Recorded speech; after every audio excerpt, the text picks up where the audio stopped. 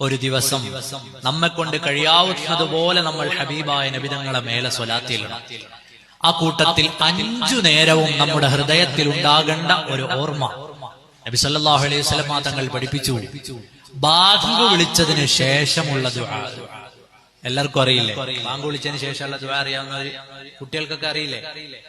നമ്മുടെ മക്കൾക്ക് നമ്മൾ പഠിപ്പിച്ചു കൊടുക്കണം. ബാങ്ക് കൊടുത്താൽ ഉടനെ ചെല്ലുന്ന ദുആ. ആ ദുആഇന്റെ പ്രതിഫലം എത്രയാണ്? ഒരാൾ ബാങ്ക് കൊടുത്തിട്ടുള്ള ദുആ പതിവാക്കിയാൽ വജബത്ത് ലഹു ശഫാഅത്തി, നാളെ അവന് എന്റെ ശഫാഅത്ത് നിർബന്ധമാണെന്ന് മുഹമ്മദുർ റസൂലുള്ളാഹി സ്വല്ലല്ലാഹു അലൈഹി വസല്ലം. എപ്പ ബാങ്ക് കേട്ടാലും ബാങ്കിന് ദ്വാരക്കണം. അള്ളാഹു തൗഫീഖ് നൽകുമാറാകട്ടെ. നമ്മുടെ ജീവിതത്തിൽ എപ്പ ബാങ്ക് കേട്ടാലും ബാങ്കിന്റെ ദ്വാരക്കണം. അറിയാത്തവരുണ്ടെങ്കിൽ നമ്മുടെ മൊബൈൽ ഫോണുകളിലൊക്കെ ഉണ്ട് ബാങ്കിന് ശേഷമുള്ള ദുആ. നമ്മൾ അതിനുവേണ്ടി ഒരു 30 സെക്കൻഡ്, എത്ര സമയമാണ് നമ്മൾ റീല് കാണാൻ ഇങ്ങനെ നീക്കി കളയുന്നത്?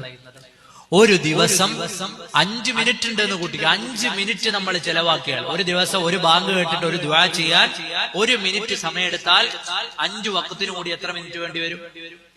എത്ര മിനിറ്റ് വേണ്ടി വരും? 5 മിനിറ്റ് വേണ്ടി വരും.